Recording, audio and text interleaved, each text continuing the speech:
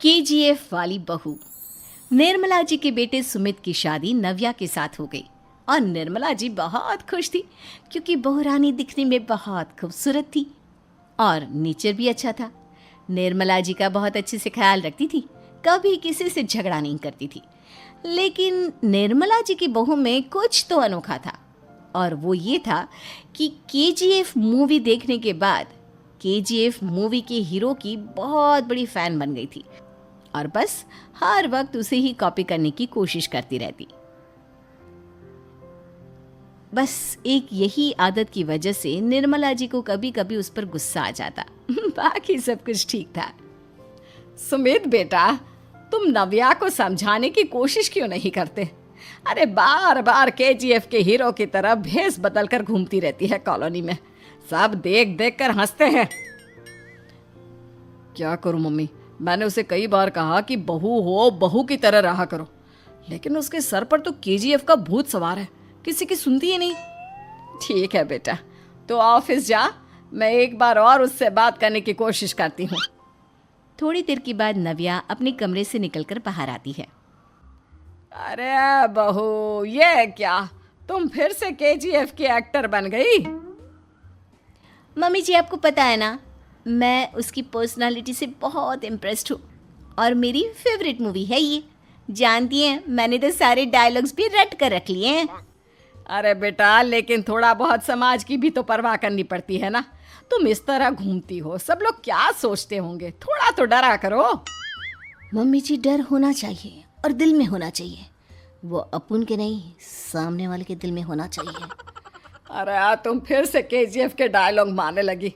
अरे पता नहीं कब समझोगी। डोंट वरी मम्मी जी, मैं अभी आपके लिए गर्मा गर्म कॉफ़ी बना कर लाती हूँ, उसके बाद आपकी सारी टेंशन रफू चक्कर हो जाएगी। कुछ दिनों के बाद। नव्या, नव्या कहाँ हो तुम? मैं यहाँ हूँ। अरे क्यों इस तरह केजीएफ का हीरो बनकर घूम रही हो? कभी तो मेरी बीवी बनकर रह लिया करो। छोड़ो ना सुमित। अच्छा बताओ, मुझे आवाज़ किस लिए दे रहे थे? क्या बताऊँ यार, मेरे बॉस ने मुझे इतना काम दे दिया ना, पूरी तरह से परेशान हो गया हूँ। ऐसा लगता है ऑफिस नहीं युद्ध पर जाता हूँ। अरे बेटा, परेशान क्यों होता है? ला, मैं तेरा सर दबा देती हूँ, दुखी मत हो, काम तो सबको करना ही पड़ता है। लेकिन मम्मी, ऑफिस में आजकल बहुत काम रहता है, थक जाता हूँ मैं। जानता है बेटा, जब तू छोटा था ना, तो मैं ऑफिस और तुझे संभालने का सारा काम करती थी, तब मुझे भी ऐसा ही लगता था। लेकिन कुछ दिनों के बाद सब ठीक हो जाएगा बेटा। सही कह रही है मम्मी जी, तुम अपने आप को ऑफिस में काम करने की वजह से योद्धा समझते हो, लेकिन जानते हो, इस दुनिया में सबसे बड़ा योद्धा एक माँ होती है। अरे ये डायलॉग तो मैंने कहीं सुना है। जरूर सुना होगा, केजीएफ फिल्म का डायलॉग, भला किसने सुना नहीं होगा? हे भगवान, कोई मेरी बीवी के सर से केजीएफ का भूत उतार दे। कुछ दिनों के बाद। नव्या, सुमित तो ऑफिस चला गया, एक काम करते हैं, हम दोनों मार्केट चलते हैं, मुझे कुछ शॉपिंग करनी थी। ठीक है मम्मी जी, मैं अभी तैयार होकर आती हूँ। थोड़ी देर बाद नव्या फिर से केजीएफ फिल्म के हीरो की तरह गेटअप रखकर आ जाती है। अरे तुम फिर से ये बन गई। चलिए ना मम्मी जी, आप जानती है ना, मुझे ऐसे रहना बहुत पसंद है। प्लीज़ प्लीज़ प्लीज़ मम्मी जी। अच्छा ठीक है, चलो। मार्केट में निर्मला जी को उनकी एक सहेली मिलती है। अरे निर्मला, ये तुम किसे साथ में लेकर घूम रही हो? लगता है फिल्म का हीरो निकलकर तुम्हारे साथ आ गया है। मेरी बहन, क्या बताऊं, ये फिल्म का हीरो नहीं है। अच्छा, ये तुम्हारा बेटा होगा, बहुत दिनों से देखा नहीं ना, इसलिए पहचान नहीं पाई मैं। अरे नहीं नहीं, मेरी पूरी बात तो सुनो, ये मेरी बहू है नव्या। है? लेकिन दिखने में तो ये बिल्कुल केजीएफ के एक्टर की तरह नजर आ रही है। हाँ, वो क्या है ना, इसे इसी तरह रहना पसंद है। क्या बात है बहू, शहर में इस तरह घूम रही हो, तुम्हें बिल्कुल भी अजीब नहीं लगता? लोग तुम्हारे बारे में क्या कहेंगे? आंटी जी, जो शहर में रहने आता है ना, वो उसके बारे में सीखता है, और जो राज करने आता है ना, वो शहर को अपने बारे में सिखाता है। और मैं इस शहर को अपने बारे में सिखा रही हूँ। अरे ऐसा ही कुछ तो केजीएफ पिक्चर के हीरो ने भी बोला था ना अपनी फिल्म में। ये हुई ना बात, सही पहचाना आपने। केजीएफ फिल्म के हीरो का ही डायलॉग है ये। निर्मला जी और नव्या को मार्केट में शॉपिंग करते करते शाम हो जाती है और शाम को घर लौटते वक्त एक सुनसान सड़क पर अचानक से एक चोर उनके सामने आकर खड़ा हो जाता है। चुपचाप अपना सारा रुपया माल पैसा मुझे दे दो। क्यों दे दे पैसे? तुमने दिए क्या सामान खरीदने के लिए? ओए चुप कर। और इस तरह बहुरुपया बनकर क्यों घूम रहा है? अरे घूम रहा नहीं, घूम रही है, बहू है ये मेरी। लेकिन देखने में तो तुम्हारा बेटा जैसा लगता है। वैसे कुछ भी कहो, बेटा है बड़ा हैंडसम। अरे चुप कर, कहा ना बेटा नहीं बहू है मेरी, बहू है। अच्छा ठीक है, तो ऐसे कहता हूँ, तुम्हारी बहू बहुत हैंडसम है। ओए मिस्टर चोर, ज्यादा बातें बनाने की जरूरत नहीं है। चुपचाप यहाँ से निकलो, तुम्हें कुछ नहीं मिलने वाला। ऐसी बात है? एक मिनट रुको, ये देखो मेरे हाथ में गन है ना, गन। तुम दोनों का भेजा उड़ा दूंगा। नव्या लपक कर वो गन चोर से छीन लेती है। ट्रिगर पे उंगली रखने वाला हर कोई शूटर नहीं होता, और उनकी औकात उनको चाहने वालों के अलावा और कोई समझ नहीं सकता। क्या बोले रे? ये लाइन तो मैंने कहीं सुना है। अरे सुना होगा, जरूर सुना होगा, क्योंकि केजीएफ फिल्म तो सबने देखी है ना। मेरी बहू तो दिन में 4-4 बार देखती है, उसी का डायलॉग है ये। अरे वाह आंटी जी, बहुत कमाल की है आपकी बहू। चलता फिरता केजीएफ का एक्टर ही लगती है। एक काम करो, अब तुम यहाँ से चलते फिरते बनो, वरना तुम्हारी ये जो नकली गन है ना, इसी से नकली गोली चलाकर तुम्हारा नकली भेजा उड़ा दूंगी। चोर डर के मारे वहां से भाग जाता है। कुछ दिनों के बाद एक दिन सुमित नव्या से कहता है, नव्या, मेरे कुछ दोस्तों ने शहर के बाहर जो बड़ा सा गार्डन है ना, वहाँ पर गेट टुगेदर का प्लान बनाया है। तुम भी सही वक्त पर रेडी हो जाना, हम भी चलेंगे। रेडी होने में तो मैं माहिर हूँ, और आप तो जानती ही है ना मैं कैसे रेडी होती हूँ। नव्या प्लीज, इस बार मेरी बीवी की तरह बनकर तैयार हो जाना। केजीएफ का एक्टर फिर कभी बन लेना। नहीं सुमित, मैं तुम्हारे दोस्तों से पहली बार मिल रही हूँ। मैं अपना असली हुनर तो दिखाऊंगी ना उन्हें, ताकि उन्हें भी पता चले कि तुम्हारी बीवी बीवी नहीं, बल्कि एक बहुत फेमस फिल्म का स्टार है, स्टार। ठीक है, तुम्हारी जिद के आगे मेरी कहाँ चलने वाली है। और फिर सुमित अपनी बीवी को लेकर अपने दोस्तों के पास पहुंचता है। यह है मेरी पत्नी नव्या। अरे मुझे तो लगा ये तुम्हारा कोई नया दोस्त है। हाँ, मैं भी बहुत देर से सोच रहा था कि सुमित का नया दोस्त तो बड़ा हैंडसम है। आप लोगों को गलत फहमी हुई है, मैं इनका दोस्त नहीं बल्कि इनकी बीवी हूँ। अगर आप बीवी हैं तो बीवी की तरह क्यों नहीं रहती? आपको देखकर तो ऐसा लगता है जैसे सुमित अपनी किसी कॉलेज की फ्रेंड को लेकर घूम रहा है।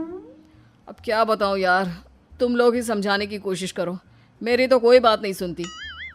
अरे भाभी जी, ये तो बहुत बुरी बात है, रियली वेरी बैड। हमारे दोस्त को तो बीवी के साथ रहने की फीलिंग ही नहीं आती होगी। If you think I am bad, I am your dad. अरे भाभी जी, क्या कमाल का डायलॉग मारा है, मजा आ गया। आप तो एक्टिंग भी बहुत अच्छी करती हैं। हाँ, लेकिन बस एक ही इंसान की एक्टिंग करती है मेरी बीवी, केजीएफ के हीरो की, और उसी की तरह रूप बदल बदल कर घूमती रहती है। यार सुमित, तेरे तो मजे हैं, चलता फिरता सिनेमा हॉल तेरे संग चलता है। बेटा, मेरे कितने मजे हैं और कितने नहीं ये तो मुझे ही मालूम है। ऐसा क्यों कह रहा है यार, सारा दिन डायलॉग सुनने को मिलते हैं, और बीवी एक हैंडसम दोस्त की तरह नजर आती है, और क्या चाहिए। क्या बताऊं भाई, कई बार रात को सोते वक्त जेब में नकली गन रखकर सोती है, और फिर झटके से मेरे सर पर गन तान के केजीएफ के डायलॉग मारती है। उस वक्त मेरी क्या हालत होती होगी, ये तो मैं ही समझ सकता हूँ ना। सुमित की बात सुनकर उसके सारे दोस्त जोर जोर से हंसने लगते हैं।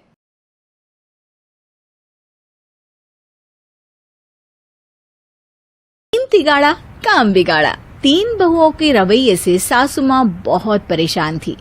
दरअसल बात ये थी कि तीनों बहुओं में किसी बात को लेकर अनबन हो गई थी। तब से ही तीनों एक दूसरे से मुंह फुलाए रहती थी। ना कोई सीधे मुंह किसी से बात करती, ना किसी का कहना मानती। पड़ोसी भी इस बात को जानते थे और जाने कैसे कैसे बातें भी करते। इसीलिए सासू माँ ने तीनों बहुओं को तुरंत अपने कमरे में बुलाया। मैं कई दिनों से देख रही हूँ तुम तीनों अलग अलग सारे काम कर रही हो। ये सब नहीं चलेगा, तीनों को मिलकर ही काम करना पड़ेगा। सास की बात सुनकर एकदम से बड़ी बहू बोल उठती है, नहीं मम्मी जी, मैं इन दोनों के साथ कुछ नहीं कर सकती। मैं इस घर की बड़ी बहू हूँ, फिर भी ये मेरा कहना बिल्कुल भी नहीं मानती। अरे जेठानी जी, जानबूझकर मुझे डबल काम करवाती है आप, और छोटी मुझसे टेढ़े मुंह ही बात करती है। इन दोनों के बीच हमेशा सैंडविच बन जाती है मेरी, और मैं हमेशा आलू की तरह बीच में मसली जाती हूँ। मम्मी जी, इन दोनों को लगता है कि मैं छोटी हूँ तो इनके पैरों तले दब जाऊंगी, लेकिन नहीं, मेरा भी उतना ही अधिकार है जितना इन दोनों का है। बड़ी आई दोनों मेरी चुगली करने के लिए, मुझे क्या कम समझ रखा है। तीनों बहू एक दूसरे से बहस करने लगती है और सास दोबारा ये देखकर टेंशन में आ जाती है और सबसे कहती है, चुप हो जाओ, अब से तुम तीनों सारे काम एक साथ करोगी, आंख बंद करके एक दूसरे की बात सुनोगी। तुम तीनों इस बात को गांठ बांध लो, वरना अगली छुट्टियों में तुम्हारा अपना मायके जाना कैंसिल। सास की बातें सुनकर डर के मारे तीनों हामी भर देती हैं। जी मम्मी जी, मैं समझ गई। हाँ मम्मी जी, जैसा आप कहें, आप जो कहेंगी मैं वही करूंगी। तीनों बहू सास की बात को गांठ बांध लेती है और वादा करती है कि अब से सारे काम वो तीनों एक साथ मिलकर ही करेंगी। ये सब देखकर सास खुश हो जाती है और वहां से चली जाती है। नीचे जाकर वो देखती है कि घर में शर्मा जी आए हुए होते हैं। सास जोर से आवाज लगाकर कहती है, अरे बहू, जरा चाय बनाकर तो लाना, शर्मा जी आए हैं। सास की बात सुनकर तीनों बहू तुरंत किचन की ओर भागती है और चाय बनाना शुरू कर देती है।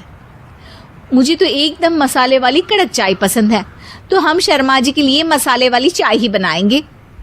अरे नहीं दीदी, गर्मी के मौसम में मसाला चाय कौन पीता है? मैं तो शर्मा जी के लिए इलायची वाली चाय ही बनाऊंगी। ये कैसी बात कर रही हैं आप दोनों? मेरी मम्मी ने सिखाया है कि मेहमान को ज्यादा दूध और शक्कर वाली चाय देनी चाहिए, वरना वो घर वालों को कंजूस समझते हैं। तो मैं तो शर्मा जी को ऐसी ही चाय दूंगी। तीनों बहुएं अपने अपने तरीके से चाय में शक्कर, मसाला, पत्ती सब डाल देती है। उबलने के बाद तीनों मिलकर चाय बाहर लेकर जाती है और शर्मा जी और सासू माँ को देती हैं। चाय पीने के बाद शर्मा जी सासू माँ को देखकर शर्मा जाते हैं और शर्मिंदा महसूस करते हैं कि आखिर उन्होंने चाय पीने के लिए हामी क्यों भरी। सासू माँ भी चाय पीना शुरू करती है और कहती हैं, अरे बहू, ये कैसी चाय बनाई है? चाय है या मीठे दूध की बासुंदी? हाँ, चाय अच्छी नहीं लगी क्या? कोई बात नहीं, हम पराठा बनाकर लाते हैं। चलो चलो अंदर। हाँ हाँ चलो। हाँ आती हूँ मैं भी। नहीं नहीं, मेरा पेट चाय ने ही चौपट कर दिया, वही काफी है। पराठे से पोपट नहीं करवाना, मैं तो चलता हूँ। शर्मा जी चुपचाप पतली गली से निकल जाते हैं। अगले दिन सास बहुओं से कहती है, अरे बहू, जाओ जाके ऊपर के गेस्ट हाउस की सफाई कर दो। कल हमारे यहाँ मेरे दूर के रिश्तेदार आने वाले हैं, तो पूरे कमरे को चमका देना, समझी? तीनों बहू सास की बात को मानकर ऊपर सफाई करने चली जाती हैं और तीनों कमरे की सफाई चालू कर देती है। बड़ी बहू मकड़ी के जाले साफ करती है, तो बीच वाली झाड़ू लगाना और छोटी वाली सर्फ डालकर जमीन धोना शुरू कर देती है। अरे दीदी, जेठानी जी, अभी मैंने पूरी फर्श धोई और आप फिर से धूल नीचे गिरा रही हैं। और मछली जेठानी जी, आप बिना झाड़ू की धूल यहाँ छटक रही हैं। अरे तीनों को साफ करना है, एक साथ सफाई करते हैं ना। अरे वही तो, हम साथ साथ हैं, घर साफ साफ है। तीनों बहू ऐसे ही काम में उलझ जाती है और 2 घंटे तक एक ही कमरे की सफाई करती रहती है। बहुत देर से अपनी बहुओं को ना देखने के कारण सास ऊपर कमरे में उन्हें देखने जाती है, लेकिन कमरे में घुसती ही वो गीली फर्श पर फिसलने के कारण नीचे गिर जाती है। ओरी मोरी मैया, हड्डी मरोड़ के रख दी। आए मेरी तो कमर ही टूट गई रे। तीनों बहुएं सास को उठाती हैं और बिस्तर पर सुला देती है। अरे मेरे हाथ पैर दर्द कर रहे हैं, दबा दो आराम मिलेगा। हाँ जी माँ जी। अरे जी माँ जी माँ जी। और तीनों बहुएं एक साथ सास के हाथ को दबाना शुरू कर देती हैं। माँ की तो चीख ही निकल जाती है और नतीजा ये होता है कि सास के बचे हुए शरीर में भी दर्द उठ जाता है। हाय राम, ये क्या कर दिया तुम तीनों ने। अरे मेरी तो किस्मत ही फूटी है कि तुम जैसी बहुएं मुझे मिली। हे भगवान, पूरे शरीर में दर्द बढ़ गया है। अब तो पता नहीं कि चल भी पाऊंगी या नहीं। माफ करो, मुझे गलती हो गई मुझसे कि तुम तीनों को एक साथ काम करने के लिए बोला। सोचा था तीनों मिलके अच्छे से काम करेगी, लेकिन बड़े बुजुर्ग सही कहते थे कि 3 तिगाड़ा काम बिगाड़ा। तुम लोगों ने ये बात ना आज साबित करके दिखा दी। तुम तीनों को तो समझाना यानी मानो भैंस के आगे बीन बजाना है। तुम्हें अकेले अकेले काम करना है ना, तो अब से तुम अकेले ही अपना अपना काम करो। तीनों बहुएं वहां से जाने लगती है। अरे कहाँ जा रही हो? आप ही ने तो कहा कि अपना अपना काम करो, तो मुझे मुल्तानी मिट्टी लगानी है। अरे मुझे भी तो नेल पॉलिश लगानी है। मुझे ना मेहंदी लगानी है। सास अपना सर पीट लेती है और कहती है, अरे मुझे भी लगाना है कुछ। क्या माँ जी? क्या माँ जी? क्या माँ जी? तुम्हारे घर वालों को फोन तुम्हारी हरकतें बताने के लिए।